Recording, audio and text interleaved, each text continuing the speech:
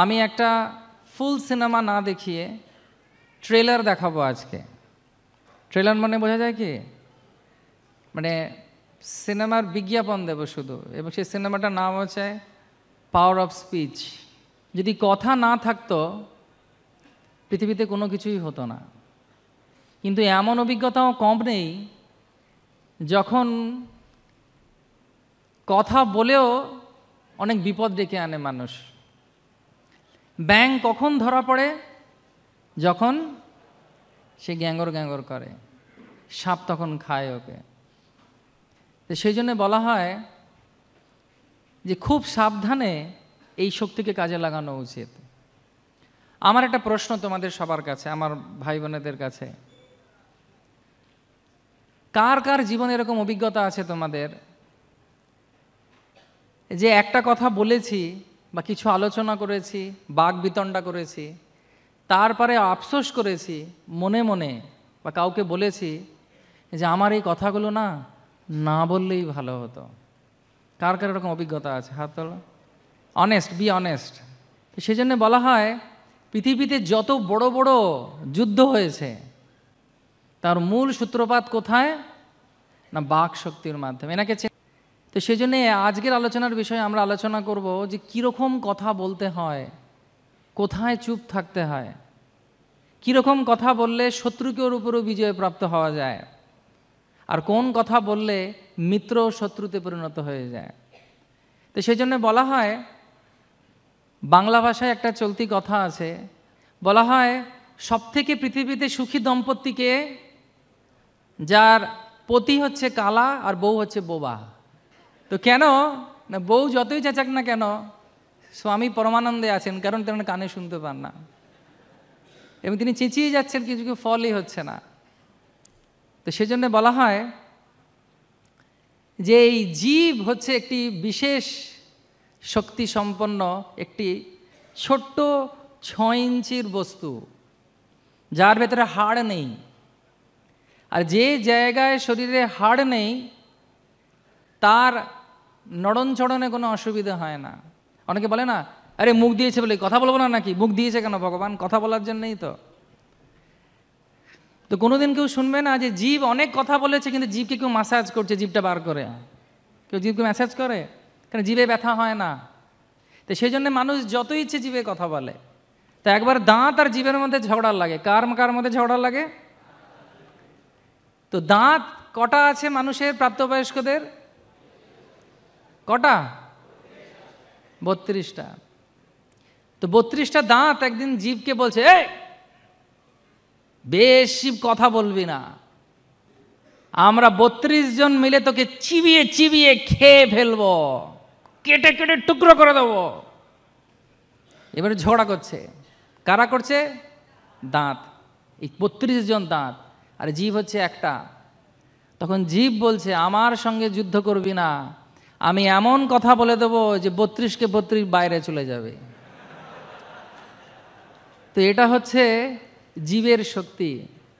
জীব হচ্ছে এমন একটি বস্তু যা আমাদের শরীরের মধ্যে রয়েছে, এবং সেই কথা বলার শক্তি কীরকম না, কথা হচ্ছে এমন প্রভাবশালী যে একটি ধনুষ থেকে বাণ যেরকমভাবে বেরিয়ে যায়, ঠিক সেই রকম হচ্ছে এই বাক্যবাণ। একবার যদি এই মুখ থেকে কোনো কথা বেরোয়, সেটাকে ঢাকার জন্য, যদি ভুল কথা বেরোয়, সেটিকে ঢাকার জন্যে সারা জীবন চেষ্টা করে গেলেও মানুষ কিন্তু মনে রেখে দেয়, না তুমি কিন্তু একবার এই কথা বলেছিলে, না আমি ভুলিনি, তুমি কিন্তু সেদিন এই কথা বলেছিলে, দাদা কথা হবে না, এই কথা কিন্তু তুমি বলেছিলে, আমি কিন্তু এখনো পর্যন্ত এটা মনে রেখে দিয়েছি, না আসলে তা না, তুমি কিন্তু একদিন এই কথা বলেছিলে। তো সেজন্যে অন্যান্য বাণকেও ফিরিয়ে আনা যায়, কিন্তু বাক্যবাণ যেটি একবার বেরিয়েছে সেটা কোনোদিন ফিরিয়ে আনা যায় না। একবার আকবরের রাজসভায় আকবর প্রশ্ন করেন, কাকে? বীরবলকে, যে বলেন সবথেকে বড় শক্তিশালী বাণ কি? তখন বীরবল উত্তর দিয়েছিলেন যে বাক্যবাণ। তখন রাজা বলেছিলেন, হ্যাঁ এ আমি বিশ্বাস করি না, এটা সম্ভব নয়, বাক্যবাণ, বাক্য আবার কোনো বাণ হয় নাকি? বলছে না মহারাজ, অনেক বানে যে কাজ হয় না, এই বাক্যবানের মাধ্যমে, কথার শক্তির মাধ্যমে, পাওয়ার অফ স্পিচের মাধ্যমে সেই বান কাজ করে। বলছে কীরকম? বলছে আমি প্রমাণ করে দেখাবো। তো পরের দিন বীরবল তিনি রাজার বোনকে নিজের বাড়িতে আমন্ত্রণ করেন এবং অত্যন্ত বিনয়ের সঙ্গে, সম্মানের সঙ্গে, আদরের সঙ্গে ওনাকে পালকি করে নিয়ে যান, ওনাকে ঘরে বসান, উপঢৌকন দেন, উপহার দেন, আর প্রচুর খাওয়ান, প্রচুর খাইয়ে খাইয়ে খাইয়ে খাইয়ে খাইয়ে খাইয়ে। বাংলাদেশে যেরকম অতিথি আপ্যায়ন একদম সব থেকে ভালো, আমার তো মনে হয় পৃথিবীর যত জায়গায় গেছি বাংলাদেশের মতো অতিথি আপ্যায়ন কোথাও দেখিনি। তার কারণ এখানকার সেই সংস্কৃতি এবং সেই ভালোবাসা রয়েছে মানুষের মধ্যে। তো উনি তখন প্রচুর খাইয়েছেন। তো যখন সেই রাজকন্যা অর্থাৎ আকবরের বোনার খেতে পাচ্ছেন না, তিনি বলছেন না বীরবল আমি আর পারছি না। তখন তার কানে কানে গিয়ে বীরবল বলছে আর আমি তো খাওয়াচ্ছি, তোর বাপের কি খানা। কি বলেছেন? আরে আমি তো খাওয়াচ্ছি, তোর বাপের কি, তুই খানা। এই দুটো শব্দ বলেছেন। উনি খাবারের আসন ত্যাগ করেছেন, ক্রোধান্বিত হয়েছেন, পালকি করে এসেছিলেন, ভুলে গেছেন পালকিতে এসেছেন, হেঁটে হেঁটে চলে গেছেন রাজপ্রাসাদে। গিয়ে দাদাকে বলেছে দাদা ওকে শুলে চড়াও। তখন বীরবল বলছে, বীরবলকে ডাকা হয়েছে। তা আকবর বলছেন কি এমন হয়ে গেল, খাওয়াতে গেছিলে এ আবার রেগে এরকম বলে তোমাকে শুলে চড়াতে বলছে কেন? বলছে জাহাঁপনা হুজুর, হে রাজা, আমি শুধু আপনাকে প্রমাণ করতে চাইছিলাম যে বাক্যবান কত বড় বান। আমি এনার জন্য কি না করেছি, ওনাকে বাড়ি থেকে নিজে পালকি করে নিয়ে গেছি, ওনাকে আপ্যায়ন করেছি, উপহার দিয়েছি, খাইয়েছি, অনেক উপঢৌকন দিয়েছি, প্রেম দিয়ে খাইয়েছি, নিজে পাখা করেছি, কিন্তু শুধু দুটো শব্দ বলেছি, সেই শব্দটা আর বলছি না। সবাই শুনেছেন বা শুনেছ? সেই দুটো শব্দ এমন হলো যে সম্পূর্ণরূপে সে আমাকে শুলে চড়াতে চাইছে। তারপরে আপনি চিন্তা করুন যে দুটো বাক্যের ফলে আমার মৃত্যু এসে গেছে আমার সামনে। তার মানে সবথেকে বড় শ্রেষ্ঠ বান কি? বাক্যবান। সেই জন্যে বুদ্ধিমান ব্যক্তি কম কথা বলে, কারণ স্বাভাবিকভাবেই ঠোঁট দিয়ে মুখ ঢাকা থাকে। সবাই সোজা হয়ে বসে মুখটা একটু বন্ধ, মানে স্বাভাবিক হবার চেষ্টা করো। কিন্তু আমি জানি এই সময় বেশি হাসি পায় যখন চুপ থাকতে বলা হয়। কিন্তু কান বন্ধ করা যায় কি? কুকুর বেড়ালে কান খোলে, কোথায় আওয়াজ আসছে। কিন্তু কান স্বাভাবিকভাবে কেউ পৃথিবীর মানুষ বন্ধ করতে পারে? যদি কান বন্ধ করতে পারতো তাহলে কেউ প্রবক্তা ক্লাস দিতে উৎসাহ পেত না, কারণ সবার কান ঝোঁকানোই থাকতো। কিন্তু ভগবান কৃপা করেছেন যে মানুষের কান সবসময় খোলা থাকে, আর ওটা বোঝা যায় না যে খোলা আছে কি বন্ধ আছে। তো সেই জন্য স্বাভাবিকভাবেই বলা হয় যে কম কথা বলা উচিত। যেভাবে আমি বললাম যে সাপ ব্যাঙ তখন খায় যখন ব্যাঙটা গ্যাঙ্গর গ্যাঙ্গর করে। তো সেই জন্যে শ্রীমান মহাপ্রভুর শিষ্য রূপ গোস্বামী ভক্তিপথের কিছু সংযম করার কথা বলেছেন।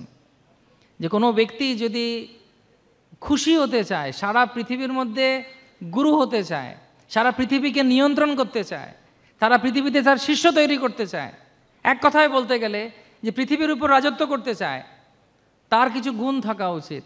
তো উপদেশামৃতর প্রথম ভার্সে বলা হচ্ছে বাচ বেগম মনস ক্রোধ বেগম জিহ্বা বেগম উদর উপস্থ বেগম এতান বেগাম যো বিষায়তে ধীর সর্বম ইমাম পৃথিবীম সে শিষ্যায়ত। তার অর্থ হচ্ছে যে একজন ব্যক্তি, ধীর ব্যক্তি, যে কথা বলা, মন, রাগ এবং উদর এবং উপস্থের যে বেগগুলোকে সংযম করতে পারে, সহ্য করতে পারে, সে সারা পৃথিবীকে নিয়ন্ত্রণে রাখতে পারে। অর্থাৎ উপনিষদে, প্রথম উপনিষদে বলা হচ্ছে, এই উপনিষদে বলা হচ্ছে, উপনিষদে উপদেশামৃততে, যে ব্যক্তির আনন্দ পেতে চায় বা ভালো কিছু করতে চায়, তার প্রথম কাজ কি? তার কি করা উচিত? তার বাচ বেগম করা উচিত, অর্থাৎ প্রথম অবস্থায় তার মুখ বন্ধ রাখা উচিত। জিহ্বার দুটো কাজ আছে, একটা কাজ হচ্ছে খাওয়া, আস্বাদন করা, আর দ্বিতীয়টি কি? না কথা বলা। তো সেজন্য উপদেশ সমিতিতে বলছে যে ব্যক্তি মুখ কন্ট্রোল করতে পেরেছে, সংযম করতে পেরেছে, অনায়াসে তার পরপর পরপর সবগুলো সংযমিত হয়ে যাবে। কথা যদি কারোর সংযমিত হয় এবং শাস্ত্রসম্মত হয় এবং তার উপর যদি কারোর নিয়ন্ত্রণ থাকে, এই শক্তিকে কাজে লাগিয়ে শত্রুর উপরেও বিজয় প্রাপ্ত করা যায়। এরকম অনেক ইতিহাস আছে। তো আলেকজান্ডার যখন ভারতবর্ষে আসেন, ভারতবর্ষের রাজা ছিলেন পোরাস, এবং পোরাস আলেকজান্ডারের আলেকজান্ডার খুব শক্তিশালী ছিল। তার এমন সেনা ছিল, সেই সেনাদেরকে উনি ঘুমোতে দেবার শিক্ষা দিয়েছিলেন কিভাবে, ঘোড়ায় চড়া অবস্থায়, যে ক্লান্তি কিভাবে দূর হবে, ঘোড়ায় চড়তে চড়তে, যাতে দীর্ঘ পথ থেমে থাকতে না হয় বিশ্রাম নেবার জন্যে, ঘোড়া চলতে থাকবে, ওরা ঘুমোতে থাকবে। এইভাবে উনি শিক্ষা দিয়েছিলেন ওনার সৈনিকদের। ভালোভাবে এই পুরু রাজা হেরে যান। তো পুরু রাজা যখন হেরে যান, তখন পোরাস বা পুরু রাজাকে বন্দি করে নিয়ে আসা হয় আলেকজান্ডারের কাছে, এবং আলেকজান্ডার ওনাকে প্রশ্ন করেন, খুব সাধারণ প্রশ্ন। ওনাকে প্রশ্ন করেছিলেন যে তুমি আমার কাছে কীরকম ব্যবহার আশা করো? তখন পুরু রাজা খুব সুন্দর উত্তর দিয়েছিলেন, যে উত্তরের জন্যে তার বাক চাতুরতার জন্যে এটি বিশেষ ঘটনা ঘটে। সেই ঘটনাটি কি?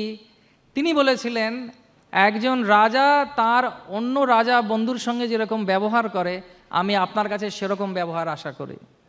এবং আলেকজান্ডার ওতে এত খুশি হয়েছিলেন, প্রসন্নতা লাভ করেছিলেন, তিনি পুরু রাজাকে সম্পূর্ণ ভারতবর্ষ আবার ফেরত দিয়ে দিয়েছিলেন।